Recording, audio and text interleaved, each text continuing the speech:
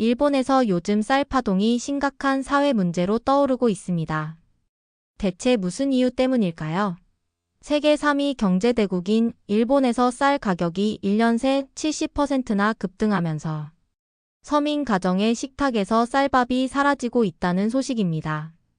일본 농림수산성에 따르면 지난달 고시히카리 오케이지 가격은 평균 5,200엔 약 5만 원을 기록했대요. 기후변화로 인한 작황 부진, 농가 인구 급감, 엔화 약세가 한꺼번에 겹친 결과죠. 더 충격적인 건 최근 일본 전역 초중고교에서 급식 메뉴가 주 3회 빵 급식으로 바뀌고 있다는 점입니다. 전문가들은 식량 자급률 하락이 국가 안보 문제로 번질 수 있다고 경고하고 있습니다. 한편 한국의 쌀 가격은 10kg에 3만 원 선으로 일본의 절반 수준에 불과해 큰 대조를 이루고 있는데요. 도쿄의 한 아빠의 고백이 화제라고 합니다. 바로 들어보시겠습니다. 도쿄 외곽의 작은 인쇄소. 이곳이 내 삶의 터전이죠. 아침마다 창문을 열면 들려오는 전철 소리와 함께 하루가 시작됩니다. 코로나 이후 세상이 조금씩 달라졌어요. 인쇄물 주문은 줄었고 디지털화는 가속화되었습니다. 그래도 우리 가족은 나름대로 버티고 있었죠. 료타 일어났니? 학교 늦겠다. 아내의 목소리가 2층에서 들려옵니다. 곧이어 쿵쿵 발소리와 함께 우리 아들 료타가 계단을 내려왔어요. 아빠 좋은 아침이에요.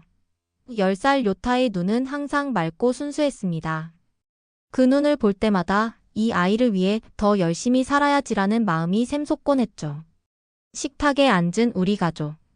아내는 서둘러 도시락을 싸고 있었어요. 식빵 2장을 꺼내 햄과 채소를 넣고 있었죠. 료타가 도시락을 흘깃 보더니 물었습니다. 아빠 밥은 없고 또 빵이에요. 그 말에 나와 아내는 서로 시선을 마주쳤습니다. 무언가를 말하고 싶은데 차마 입이 떨어지지 않는 그런 순간이었어요. 료타 빵도 맛있잖아. 점심에 학교에서 급식 나오잖니? 내가 얼버무리듯 대답했어요. 급식도 요즘엔 빵이 자주 나와요. 선생님이 쌀이 비싸져서 그렇대요. 아내의 손이 잠시 멈췄습니다. 나도 마음이 무거워졌어요. 최근 몇 개월간 우리 집 식탁은 서서히 변해갔습니다. 쌀밥 대신 빵, 때로는 파스타나 우동으로 끼니를 때우는 날이 많아졌죠. 인쇄소 매출은 전년 대비 30% 줄었고 아내는 동네 편의점에서 파트타임으로 일하기 시작했습니다. 그래도 우리는 료타에게는 티 내지 않으려 했어요. 하지만 아이들의 눈은 속이기 어렵더군요. 그날 저녁 아내가 저에게 속삭였습니다. 여보, 이번 달 전기세가 많이 나왔어요. 인쇄기 돌리는 시간을 줄여야 하지 않을까요?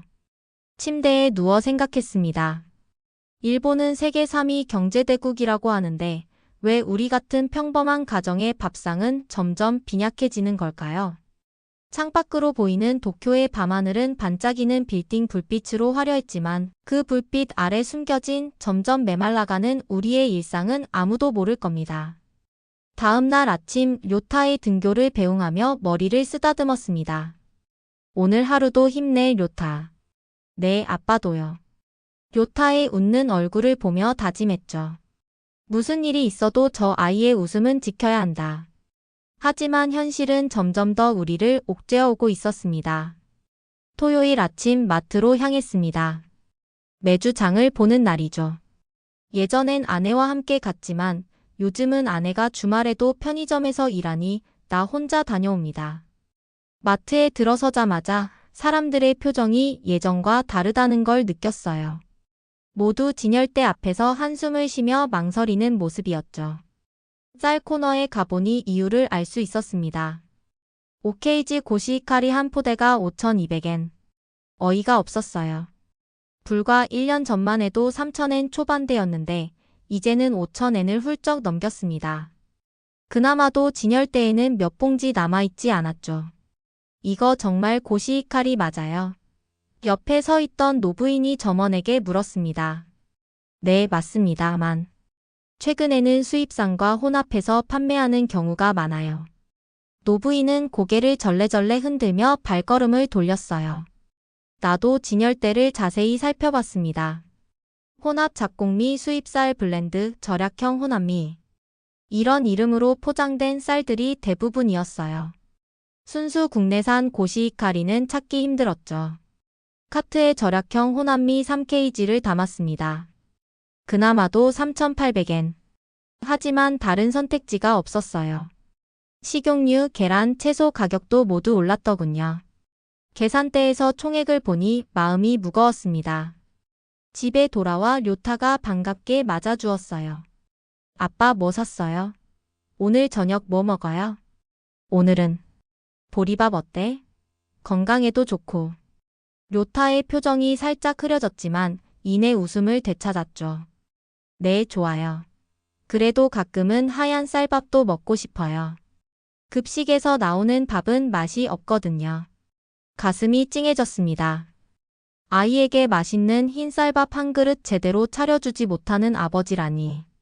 옛날 내 아버지는 매일 밥상에 고시이카리 쌀밥을 올려놓으셨는데 나는 내 아들에게 그조차 해주지 못하고 있었어요.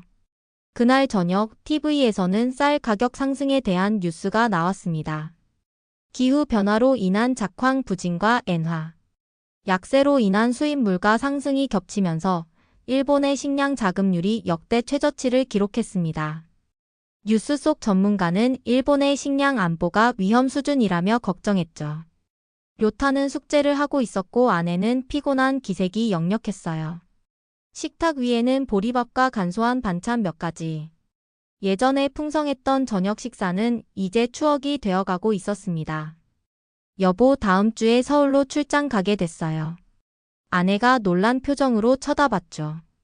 이 상황에 출장이라니 좋은 소식이네요. 응, 납품처에서 한국 바이어를 소개해줬어. 새로운 거래처가 생길지도 몰라. 그날 밤 한국에 대해 검색해봤습니다. 서울의 모습, 문화, 그리고 식문화. 화면 속 한국의 밥상은 하얀 쌀밥이 중심이었어요. 마음 한구석이 묘하게 흔들렸습니다. 저 나라는 아직도 쌀밥을 당연하게 먹는구나. 인천공항에 도착했을 때 설렘보다는 긴장감이 앞섰어요. 외국 출장은 처음이었거든요.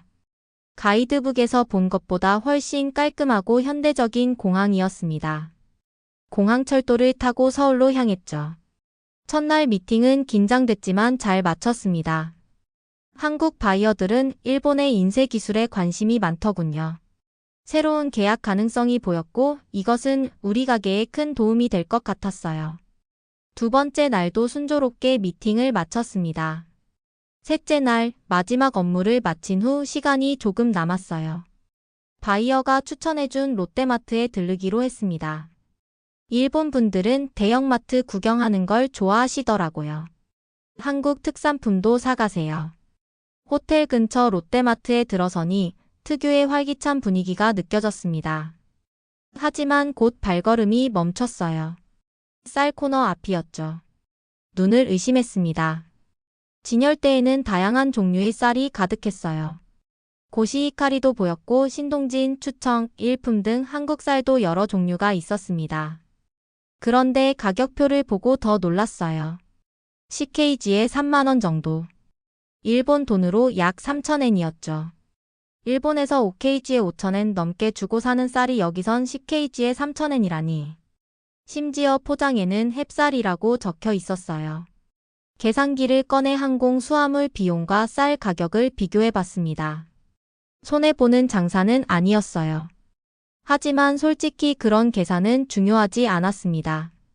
그 순간 머릿속에는 한 가지 생각뿐이었어요. 이걸 료타에게 먹이고 싶다. 쌀 10kg 한 봉지를 카트에 담았습니다. 주변 사람들은 무거운 쌀을 외국인이 사는 모습을 신기하게 쳐다봤어요. 계산대에서 직원이 물었습니다. 한국에 장기 체류하세요? 아니요, 내일 귀국합니다.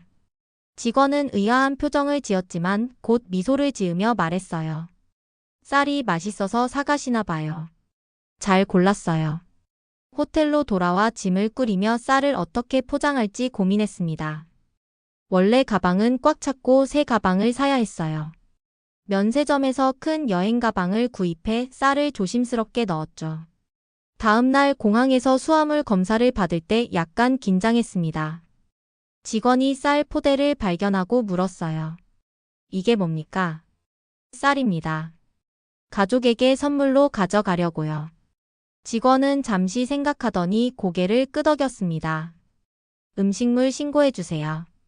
신고서를 작성하고 나니 모든 절차가 끝났어요. 비행기에 올라타며 생각했습니다. 이게 맞나? 쌀을 사려고 외국까지 왔다니. 하지만 마음 한구석에선 설렘이 가득했어요. 료타의 얼굴에 떠오를 행복한 표정을 상상하니 웃음이 절로 나왔습니다. 비행기 창밖으로 서울의 마지막 풍경을 바라보며 이번 여행이 단순한 업무 출장 이상의 의미를 갖게 될 것임을 직감했어요. 비행기가 나리타 공항에 착륙했습니다. 창밖으로 보이는 일본의 풍경은 3일 전과 똑같았지만 내 마음은 완전히 달라져 있었어요. 수화물을 찾으며 가슴이 두근거렸습니다. 쌀이 무사히 도착했을까? 세관 검사는 어떻게 될까? 다행히 세관 검사도 별 문제 없이 통과했어요. 신고서를 제출하니 직원이 잠시 봉투를 들여다보더니 별다른 말 없이 통과시켜 주었죠. 무거운 캐리어를 끌고 공항 밖으로 나왔습니다. 전철을 타고 집으로 향하는 동안 내내 생각에 잠겼어요. 이 쌀이 단순한 식품이 아닌 우리 가족에게 특별한 선물이 될 거라는 확신이 들었습니다. 그리고 동시에 묘한 서글픔도 느껴졌죠. 한국에서는 당연한 것이 왜 일본에서는 사치가 되어버린 걸까요? 집 앞에 도착했을 때는 이미 저녁이었습니다. 현관문을 열자 료타가 달려와 안겼어요. 아빠, 한국은 어땠어요? 선물 가져왔어요. 아내도 나와 반겨주었죠. 여보, 출장 수고했어요. 피곤하죠? 응, 조금. 하지만 좋은 소식이 있어. 계약도 잘 됐고. 그리고 특별한 선물도 가져왔어. 큰 캐리어를 거실로 가져와 열었습니다. 쌀 포대를 꺼내자 아내의 눈이 커졌어요. 료타는 고개를 갸웃거렸습니다. 이게 뭐예요, 아빠? 이건 말이다. 한국의 쌀이야. 오늘 저녁에 이걸로 밥을 지어보자. 아내는 쌀 포대를 받아들고 무게를 느끼며 눈시울을 붉혔습니다.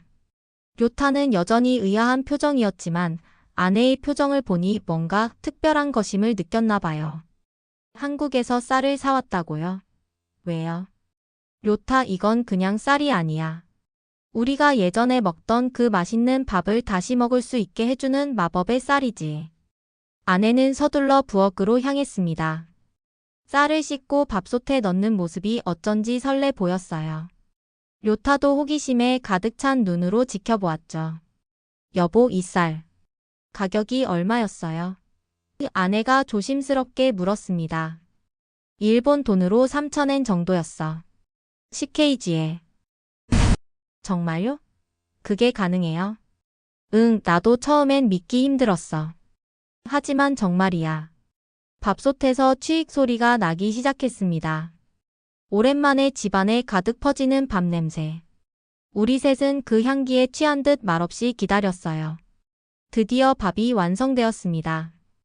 아내가 조심스럽게 밥솥 뚜껑을 열었어요. 하얗고 윤기가 도는 밥알이 모습을 드러냈습니다. 아내의 눈에서 눈물이 흘러내렸어요. 료타, 밥 한번 먹어볼래? 내가 물었습니다.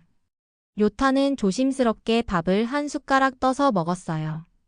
그리고 놀란 표정을 지었죠. 아빠, 이 밥 너무 맛있어요. 일본에서 이런 밥 처음 먹어봐요. 그 말에 나와 아내는 서로를 바라보았습니다. 가슴 한구석이 아팠어요. 우리 아이가 진짜 쌀밥의 맛을 모르고 자라고 있었다니. 료타는 두 공기째를 비우고도 더 먹고 싶어 했습니다. 오랜만에 보는 아이의 행복한 식사 모습에 가슴이 따뜻해졌어요.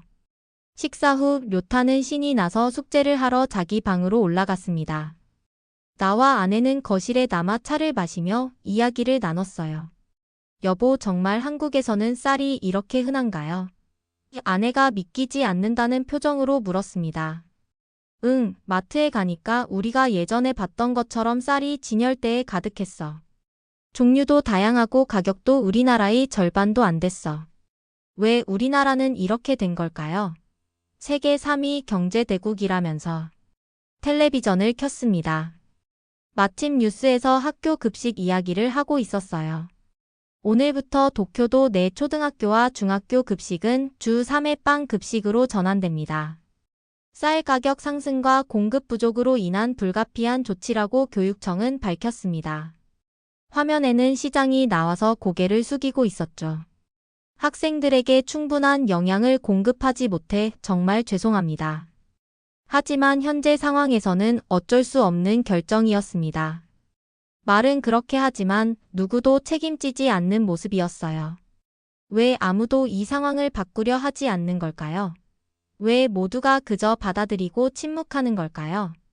농림수산성은 쌀 수입 확대를 검토 중이라고 밝혔지만 관세 문제와 국내 농가 보호 정책으로 인해 단기간 내 실현은 어려울 것으로 보입니다. 뉴스를 보며 생각했습니다. 일본은 언제부터 이렇게 변했을까? 내가 어릴 때는 밥은 당연한 것이었고 주식이었고 우리의 정체성이었는데. 여보, 료타가 학교에서 제대로 먹고 있을까요? 아내의 목소리에 걱정이 묻어났어요. 그러게.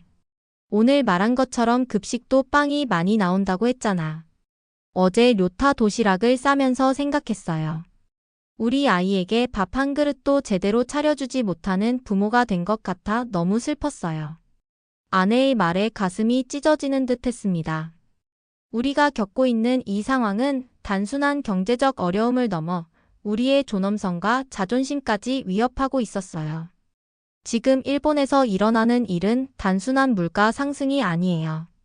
우리의 식탁, 우리의 문화, 우리의 일상이 무너지고 있는 거예요. 침묵이 흘렀습니다.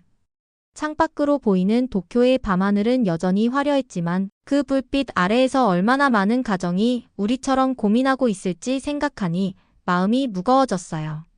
아빠. 갑자기 료타가 계단을 뛰어내려왔습니다. 학교 프린트를 들고 있었어요. 이번 주 급식 안내문이에요. 봐요, 이제 월요일이랑 수요일, 금요일은 빵이 나온대요. 화요일이랑 목요일만 밥이 나와요. 프린트를 보니 정말 그랬습니다. 게다가 목요일은 잡곡밥이라고 적혀 있었어요. 순수한 흰쌀밥은 일주일에 하루뿐이었죠. 료타는 계속 말했습니다. 선생님이 그러는데 쌀이 귀해서 아껴 먹어야 한대요. 그런데 아빠, 한국에서 온 쌀은 많이 있죠? 내일도 먹을 수 있어요. 아들의 순수한 질문에 답하며 결심했습니다. 이대로는 안 되겠다고요. 내 아이가 밥 한 공기 제대로 먹지 못하는 나라에서 우리는 무엇인가 변화를 만들어야 했습니다. 다음 날 아침 평소보다 일찍 일어났습니다. 머릿속에는 온통 생각들이 가득했어요. 전날 밤 내내 인터넷을 뒤지며 일본의 쌀 문제에 대해 찾아봤거든요. 상황은 생각보다 더 심각했습니다. 기후변화로 인한 작황 부진, 농가 인구 감소, 엔화 약세로 인한 수입 물가 상승. 복합적인 요인들이 겹치면서 일본의 식량 자급률은 역대 최저치를 기록하고 있었어요. 아내와 료타는 아직 자고 있었죠. 부엌으로 가서 한국에서 가져온 쌀을 다시 꺼내 보았습니다. 포장지에 적힌 한글을 자세히 살펴봤어요. 비록 읽을 수는 없지만 그 쌀이 담고 있는 의미는 분명히 느낄 수 있었습니다. 핸드폰을 꺼내 서울에서 만났던 바이어에게 메시지를 보냈어요. 김 부장님, 혹시 통화 가능하실까요? 긴급한 용건이 있습니다. 1시간 후 김 부장으로부터 연락이 왔습니다. 전화를 받자마자 물었어요. 김 부장님, 한국 쌀을 일본으로 수입하는 건 가능할까요? 처음에 김 부장은 웃음을 터뜨렸습니다. 하하, 다카하시 씨, 농담이시죠? 인쇄 회사에서 쌀 수입을? 진지한 질문입니다. 지금 일본의 쌀 상황이 매우 심각해요. 제 아이가 학교에서도 집에서도 제대로 된 밥을 먹지 못하고 있어요. 김 부장의 목소리가 진지해졌습니다. 정말 그런가요? 뉴스에서는 그런 이야기가 나오지 않았는데. 대외적으로 크게 알려지진 않았지만 실제 일반 가정의 상황은 심각합니다. 아이들 급식도 이제는 빵으로 대체되는 날이 많아졌어요. 전화기 너머로 잠시 침묵이 흘렀습니다. 김 부장이 다시 입을 열었어요. 다카하시 씨, 이건 단순한 비즈니스 이상의 문제군요. 제가 한번 검토해 보겠습니다. 일본의 수입 규제나 관세 문제도 있을 테니까요. 희망의 빛이 보였습니다. 정말 감사합니다. 작은 규모라도 좋으니 가능성을 알아봐 주세요. 전화를 끊고 나니 마음이 한결 가벼워졌어요. 물론 쉽게 해결될 문제는 아니겠지만 적어도 무언가 시도는 해볼 수 있을 것 같았습니다. 아내가 부엌으로 내려왔어요. 여보, 이렇게 일찍 일어났네요. 응, 좀 생각할 게 있어서. 오늘 요타 도시락은 한국 쌀로 싸주자. 아내의 눈이 반짝였습니다. 요타가 좋아하겠네요. 아침 식사 시간, 요타는 어제와 마찬가지로 밥을 맛있게 먹었어요. 평소보다 한 공기 더 먹을 정도였죠. 아빠, 이 쌀 정말 맛있어요. 친구들한테도 자랑할래요. 출근길, 평소와 다른 마음가짐이었습니다. 인쇄소에 도착하자마자 직원들을 모았어요. 여러분, 우리 회사의 새로운 사업 아이템을 생각하고 있습니다. 모두 궁금해하는 표정이었죠. 쌀 이야기를 꺼내자 처음에는 의아해했지만 상황을 설명하니 점차 이해하기 시작했어요. 사장님, 그게 가능할까요? 우리는 인쇄회사인데 가능성을 타진해 보려고 합니다. 물론 우리 본업인 인쇄는 계속 유지하되 부가적인 사업으로요. 그날 오후 김 부장에게서 메시지가 왔습니다. 다카하시 씨, 좋은 소식이 있습니다. 우리 회사 관계사 중에 식품 수출 회사가 있어요. 시험적으로 소량 수출이 가능할 것 같습니다. 가슴이 뛰었습니다. 이게 정말 가능한 일일까요? 하지만 곧 또 다른 메시지가 왔어요. 다만 일본의 수입 규제가 상당히 까다롭습니다. 특히 쌀은 더욱 그렇고요. 정식 수입업자 등록과 허가가 필요해요. 현실적인 장벽에 부딪혔지만 포기할 생각은 없었습니다. 그날 저녁 내내 자료를 찾아보았어요. 식품 수입 허가, 관세, 통관 절차. 모든 것이 복잡했지만 불가능하지는 않았습니다. 밤늦게 김 부장에게 다시 연락했어요. 김 부장님, 제가 개인적으로 가져올 수 있는 최대량은 얼마인가요? 친구나 지인들을 위해서요. 개인 용도라면 20kg 정도는 문제 없을 겁니다. 하지만 판매 목적이라면 그건 불법이에요. 네, 판매 목적은 아닙니다. 주변 사람들과 나누려고요. 그때 깨달았습니다. 한국에서 가져온 쌀은 단순한 식재료가 아니었어요. 그건 가족의 밥상이자 아이의 웃음이고 한 사회가 얼마나 따뜻한지를 보여주는 지표였습니다. 급격한 변화는 어렵겠지만 작은 시작으로도 누군가의 식탁은 따뜻해질 수 있을 거예요. 집에 돌아와 아내에게 이야기했습니다. 여보, 내가 다음 달에 다시 한국에 갈 수도 있어요. 아내는 놀란 표정이었지만 내 눈빛을 보고는 이해했나 봅니다. 쌀을 더 가져오려고요? 응, 이번엔 우리 가족만을 위해서가 아니라 요타 친구들 가족들에게도 나눠주려고요. 아내는 따뜻한 미소를 지었습니다. 당신은 정말 좋은 아빠예요. 그날 밤 우리는 오랜만에 행복한 대화를 나눴어요. 어려운 시간이지만 희망의 씨앗이 심어졌다는 느낌이 들었습니다. 다음 날 아침 요타가 학교에 가기 전 도시락을 열어봤습니다. 와, 엄마. 오늘도 한국 쌀로 밥 싸주셨어요. 아내는 미소를 지으며 고개를 끄덕였어요. 요즘 네가 밥을 정말 맛있게 먹으니까 엄마도 기뻐. 요타는 행복한 표정으로 학교에 갔습니다. 그 모습을 보니 마음이 따뜻해졌어요. 아이의 웃음은 세상에서 가장 값진 것이라는 생각이 들었죠. 회사에 도착하자마자 동료들이 물었습니다. 사장님, 어제 말씀하신 쌀 이야기 말인데요. 정말 진지하신 건가요? 물론이지. 사실 당장은 정식 수입은 어려울 것 같아. 하지만 개인적으로 조금씩 가져와서 필요한 사람들과 나눌 생각이야. 동료 하나가 조심스럽게 말했어요. 사장님, 저희 집도. 사실 요즘 쌀 때문에 고민이 많습니다. 아이들이 매일 빵만 먹는 게 안타까워서요. 그 말을 듣고 결심했습니다. 회사 사람들을 위해서라도 더 많은 쌀을 가져와야겠다고요. 주말이 되었습니다. 집에서 한가로이 쉬고 있는데 요타가 급한 목소리로 불렀어요. 아빠, 유키가 지금 왔어요. 아빠 만나고 싶대요. 유키는 요타의 친한 친구였어요. 현관으로 나가보니 유키와 그의 어머니가 서 있었습니다. 안녕하세요, 다카하시 씨. 갑자기 찾아와서 죄송해요. 유키의 어머니가 머리를 숙여 인사했어요. 아니에요, 들어오세요. 거실에 자리를 잡고 앉자 유키의 어머니가 조심스럽게 말했습니다. 다카하시 씨, 요타가 학교에서 한국 쌀 이야기를 했다고 해요. 정말 그 쌀을 구할 수 있나요? 순간 놀랐지만 이내 이해할 수 있었어요. 우리만 어려운 게 아니었던 거죠. 네, 제가 한국에서 직접 가져왔어요. 일본에서 파는 쌀보다 훨씬 맛있고 가격도 저렴해요. 유키의 어머니 눈에 눈물이 맺혔습니다. 요즘 유키가 급식에서 빵만 나온다고 불평해요. 집에서도 쌀이 비싸서 자주 해주지 못하고 있어요. 혹시 저희도 조금 나눠주실 수 있을까요? 망설임 없이 대답했습니다. 물론이죠. 잠시만요. 부엌에 가서 한국 쌀 2kg를 봉투에 담아 돌아왔어요. 여기 있어요. 한번 드셔보세요. 유키의 어머니는 감격에 어쩔 줄 몰라 했습니다. 정말 감사합니다. 꼭 값을 드릴게요. 아니에요, 선물입니다. 아이들이 맛있게 먹는 게 더 중요해요. 유키와 료타는 함께 방으로 올라갔고 우리 어른들은 거실에 남아 이야기를 나눴습니다. 유키 가정의 상황도 우리와 비슷했어요. 아버지는 건설 현장에서 일하시는데 최근 물가 상승으로 생활이 빠듯해졌다고 했죠.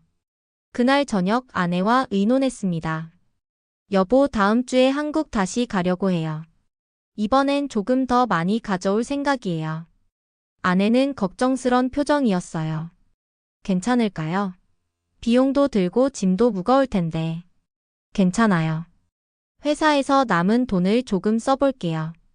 인쇄소 경영은 어렵지만 적어도 우리 주변 사람들에게 작은 도움은 줄 수 있잖아요. 다음 날 회사 동료들에게 이야기했더니 모두 환영했습니다. 몇몇은 비용을 분담하겠다고 했죠. 한국 출장을 준비하는 동안 주변 사람들의 관심이 점점 커져갔어요.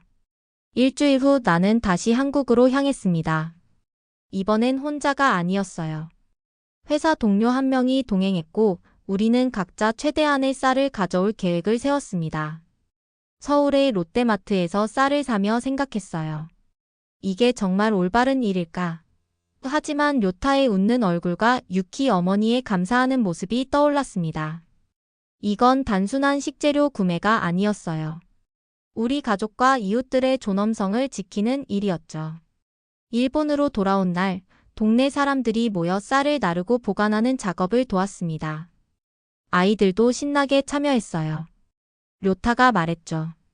아빠, 우리 친구들도 와서 같이 먹자요. 그 말에 눈시울이 뜨거워졌습니다. 그래, 료타. 밥 한 그릇이 사람을 웃게 만들 수 있단다. 한 달이 지났습니다. 이제 나는 쌀 아저씨라는 별명으로 불리게 됐어요. 이웃들 사이에서 한국 쌀의 맛과 가격에 대한 소문이 퍼졌고 점점 더 많은 사람들이 관심을 보였습니다. 매주 토요일마다 한국으로 향하는 비행기를 탔어요. 때로는 혼자, 때로는 동료나 이웃과 함께. 처음에는 20kg씩 가져오던 것이 어느새 수십 명이 모여 수백 kg를 가져오는 규모로 커졌죠. 물론 모두 개인 소비 목적이었고 판매하지는 않았어요. 그러던 어느 날 지역 신문 기자가 찾아왔습니다. 다카하시 씨 한국 쌀을 가져온다는 이야기를 들었습니다. 인터뷰 가능할까요? 처음에는 망설였지만 이 이야기가 더 많은 사람들에게 알려지면 변화의 시작이 될 수도 있겠다는 생각이 들었어요. 인터뷰에서 솔직하게 말했습니다. 저는 그저 제 아이가 밥 한 그릇 제대로 먹기를 바랐을 뿐입니다. 일본은 쌀의 나라였는데 이제는 아이들이 쌀밥의 맛을 모르고 자라고 있어요. 이건 단순한 식량 문제가 아닌 우리의 정체성과 관련된 일이라고 생각합니다. 기사가 나간 후 예상치 못한 반응이 왔어요. 지역을 넘어 전국적인 관심이 모아졌고 몇몇 정치인들은 식량 안보와 쌀 수입 정책에 대해 재검토하겠다는 입장을 밝혔습니다. 물론 모든 사람이 긍정적으로 반응한 건 아니었어요. 국내 농가를 위험에 빠뜨린다는 비판도 있었고 불법 유통이라는 오해도 있었습니다. 하지만 대부분의 사람들은 이 문제의 본질을 이해해 주었어요. 어느 날 아침 료타가 학교에서 가져온 급식 안내문을 보여주었습니다. 아빠 봐요. 이제 급식에서 밥이 주 4회로 늘어났대요. 작은 변화였지만 의미 있는 한 걸음이었습니다. 며칠 후에는 지역 슈퍼마켓에서 수입쌀 특별전이라는 행사를 열었고 한국과 베트남, 태국 등에서 수입한 쌀을 저렴한 가격에 판매하기 시작했어요. 세상이 조금씩 바뀌고 있었습니다. 물론 아직 갈 길이 멀지만 작은 불씨는 점점 커져가고 있었어요. 오늘도 나는 여전히 도쿄 외곽의 작은 인쇄소를 운영하는 평범한 가장입니다. 하지만 이제는 매주 한국 쌀을 가져오는 특별한 임무도 맡고 있죠. 료타의 학교에서는 제가 급식 개선 위원회의 일원이 되어달라고 요청했어요. 작지만 의미 있는 변화들이 계속 일어나고 있습니다. 저녁 식사 시간, 우리 가족은 여전히 한국 쌀로 지은 밥을 먹습니다. 료타는 이제 당연하게 2공기씩 비워요. 아내의 얼굴에도 웃음이 돌아왔고 식탁은 다시 따뜻해졌습니다. 아빠, 오늘 학교에서 선생님이 우리나라가 원래 쌀의 나라였다고 가르쳐 주셨어요. 근데 왜 지금은 쌀이 비싸졌대요? 료타의 질문에 생각에 잠겼습니다. 어떻게 설명해야 할까요? 료타, 세상은 때로 이상한 방향으로 흘러가기도 해. 하지만 중요한 건 우리가 소중한 것을 지키기 위해 노력한다면 언젠가는 다시 바로잡을 수 있다는 거야. 그럼 언젠가 우리나라에서도 맛있는 쌀을 많이 먹을 수 있게 될까요? 그럼 반드시 그렇게 될 거야. 네가 자라서 어른이 될 때는 다시 일본이 쌀의 나라가 되어 있을 거야. 창밖으로 보이는 도쿄의 밤하늘은 여전히 반짝이고 있었습니다. 그 불빛 아래에서 수많은 가정이 각자의 방식으로 오늘을 살아가고 있겠지요. 나는 이름 없는 중소도시의 작은 가장이지만 내 아이에게 밥 한 공기 배불리 먹이는 것만으로도 세상을 바꿀 수 있다고 믿게 되었습니다. 그날 한국에서 산 쌀은 단순한 식재료가 아니었습니다. 그건 한 아버지의 그리고 한 가정의 희망이었습니다. 그리고 이제는 많은 사람들의 희망이 되어가고 있어요. 매일 밤 료타를 재우며 속삭입니다. 항상 기억하렴. 우리 삶에서 가장 소중한 것은 거창한 게 아니라 함께 나누는 밥 한 그릇의 기쁨이란다.